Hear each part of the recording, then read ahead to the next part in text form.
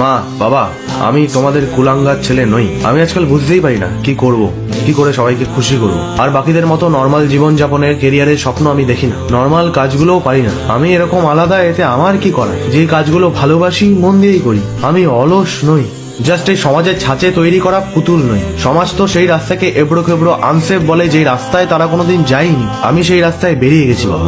একদিন আমি সব বদলে দেবো। সেই বেটার ফিউচারে আমি শুধু নিজেকে কল্পনা করি না, তোমাদেরও করি। তোমাদের কিছু বুঝিয়ে বলতে গেলে তোমরা সবার প্রথমে আমার ওপরেই চড়াও হও। পাড়ার ইভেন পৃথিবীর প্রত্যেকে ঠিক, শুধু আমি ভুল তোমাদের কাছে। একা লাগে আজকাল, তবে একা থাকতে শিখে গেছি। আর বুঝেও গেছি অন্ধকার রাস্তায় কেউ আলো নিয়ে সাথে যায় না। যে রাস্তাতে ল্যাম্পপোস্ট আছে সেই রাস্তাতেই সবাই টুনি লাগায়। অবশ্য তোমরা তোমাদের মতো আমার ভালোই চাও, সেটাও আমি জানি। কিন্তু সময় সমাজ দুটোই পাল্টেছে। চারিদিকে সার্কাস চলছে বাবা। যোগ্যরা ভালো জায়গায় কোথায়?